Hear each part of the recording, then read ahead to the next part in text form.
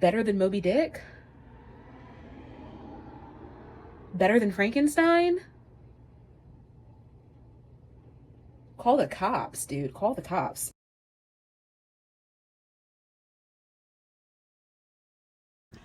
Hello, friends.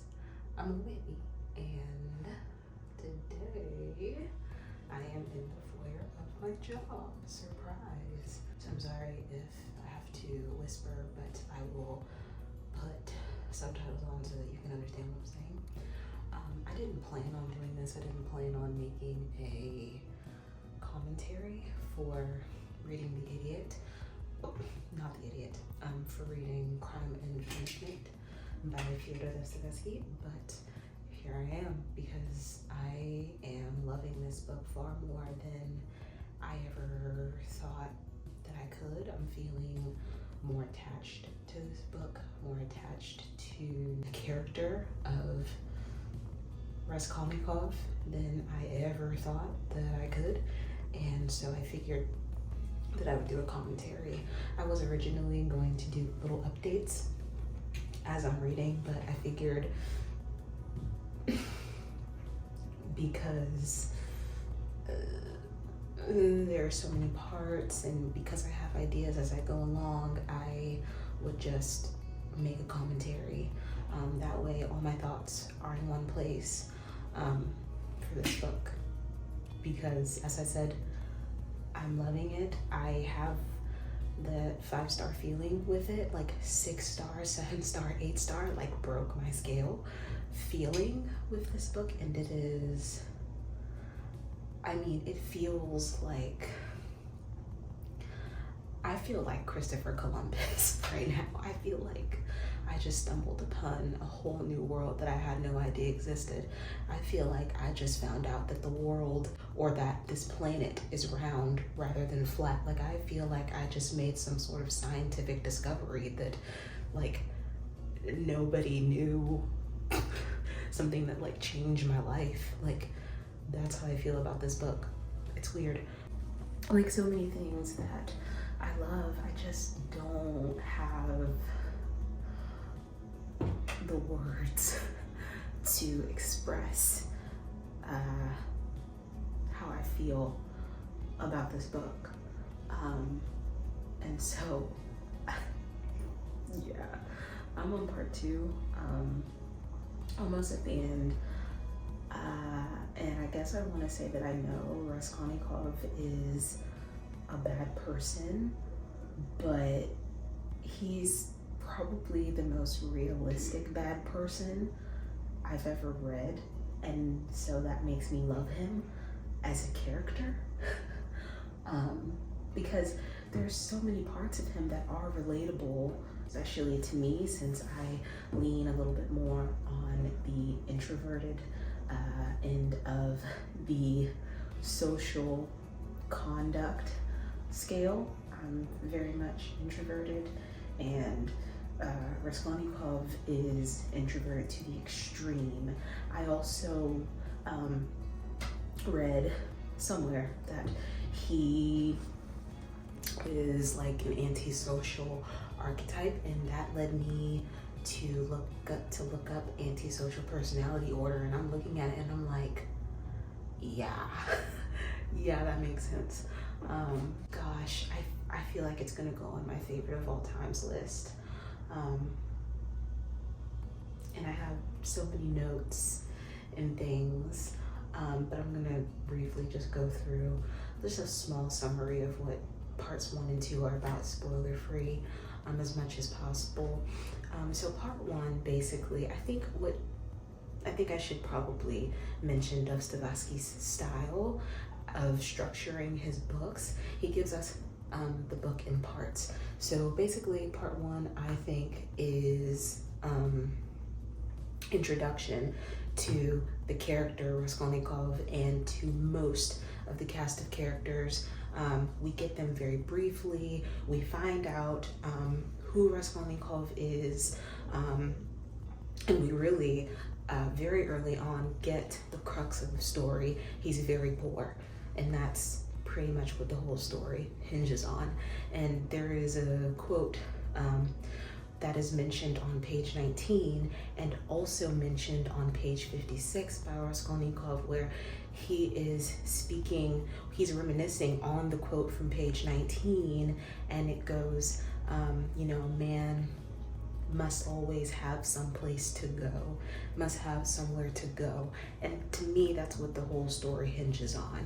The reason Raskolnikov commits the crime at the end of part 1 is because he feels like he has no other option because of his poverty.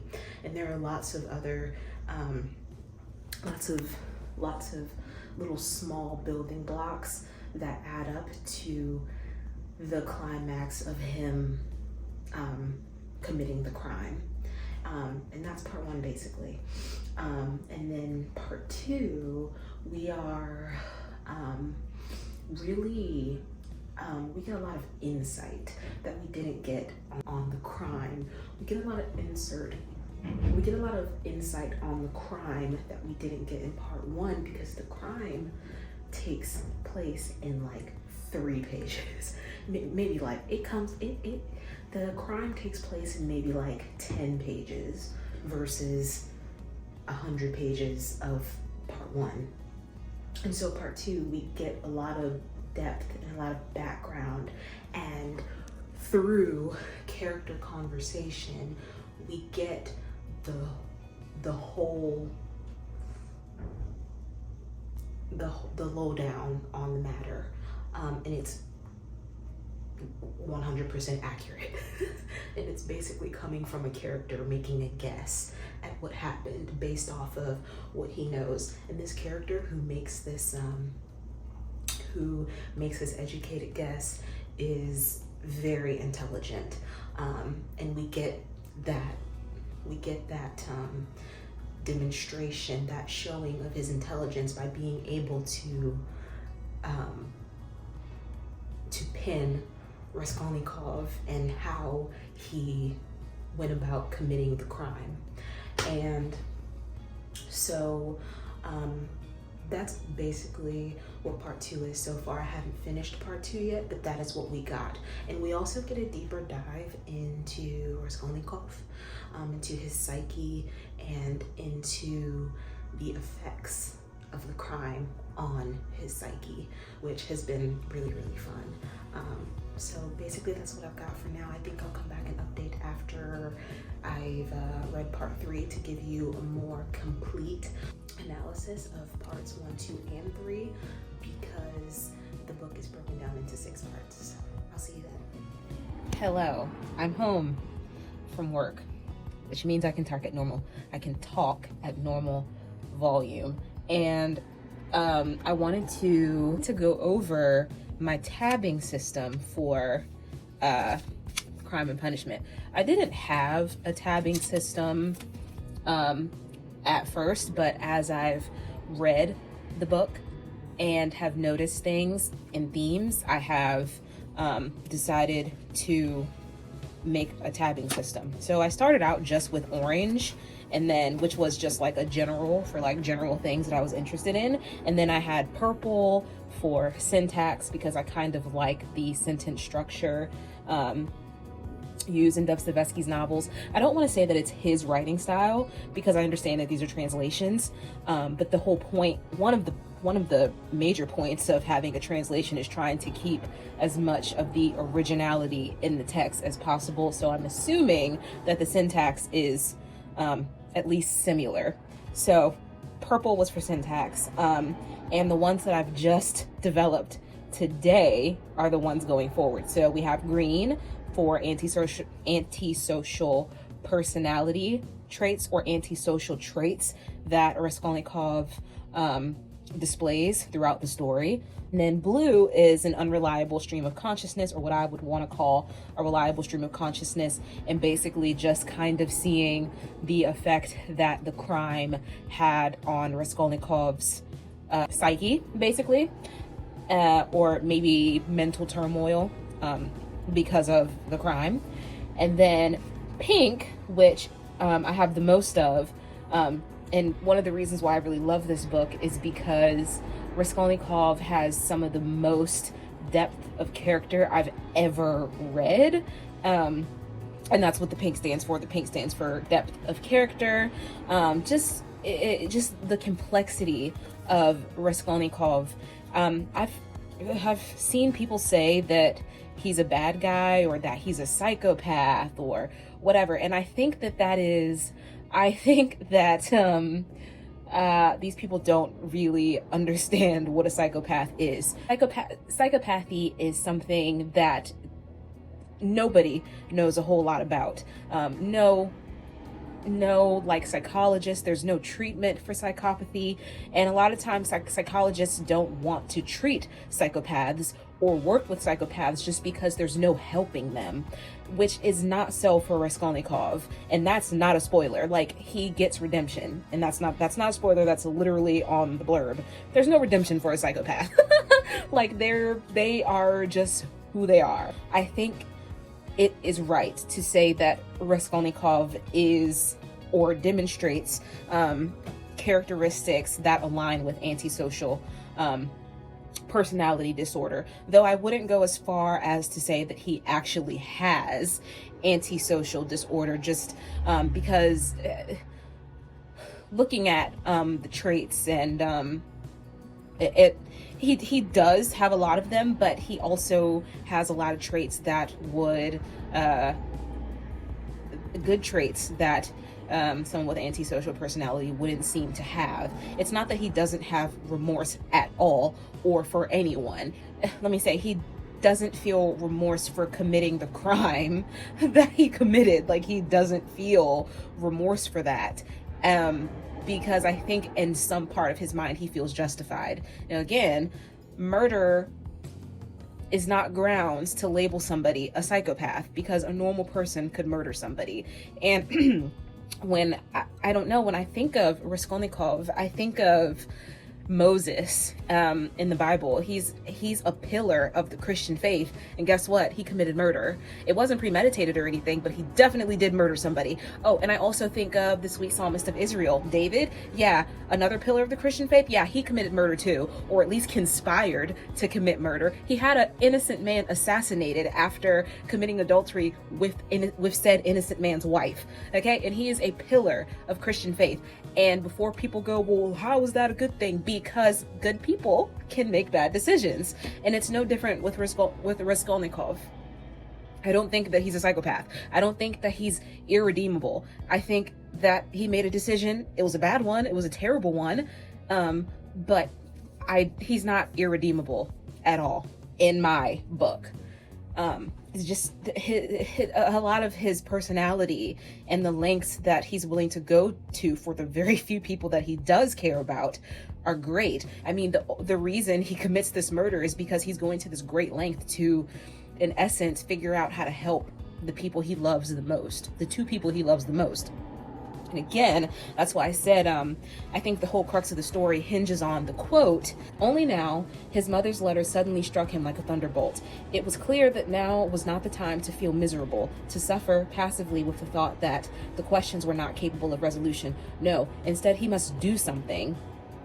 And at once, as quickly as possible. Whatever happened, he must take some action or else." And then here's the quote. That's a little build up to the quote, so here's the quote.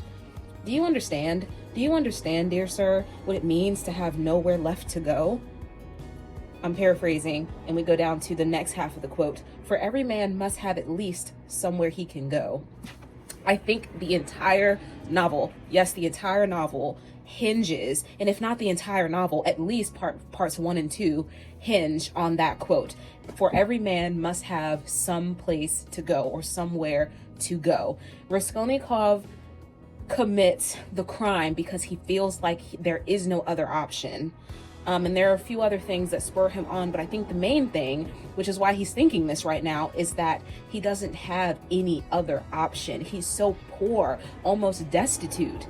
And the desperation that he has, I think Dostoevsky does such a good job in painting the picture of this desperation, this desperado character who literally has nothing, barely even has clothes on his back. And it's very compelling. And I just think that it's lazy. I think it's I think it's too easy to just write him off as a psychopath, because things are more complex than that in this novel, and people and mental health is a lot more complex than that. So I've seen that said, and I just do not agree with it at all. I don't believe that he is a psychopath. I would maybe say that he's not that great of a person, but honestly, I don't even know if I could say that with spirit because he really will go to any lengths for the people that he loves, and even people, not even someone that he loves, but someone that he has some sort of closeness to. So this video is Crime and Punishment parts 1 and 2. Because the book is broken down into 6 parts, I will do 3 and 4. I'm just at part 3 right now, so I'll do 3 and 4, and then I'll do a video for 5 and 6. And that's how we'll break this Crime and Punishment series down, just because I have so many thoughts on this book, and I love this book. I feel it's going to be one of the best books I've ever read, if not the best book I've ever read, which is insane. Better than Moby Dick? Better than Frankenstein? Call the cops, dude. Call the cops. Because I love both of those books. But this one, yeah, put this book in my grave. Okay? Put this book in my grave. So, yeah, and I wanna do this book justice. I want to do it justice. So in that case, with that being said, that's going to bring us to the end of this commentary. And I hope that I convinced you that you should read Crime and Punishment. Maybe I didn't, but I love this book, and I'm going to be thinking about this book for a very long time. So that's going to bring us to the end of the video. I hope you have a good day. I hope you have a good evening. And most importantly, I hope you read a good book, and I'll see you when I see you. Bye.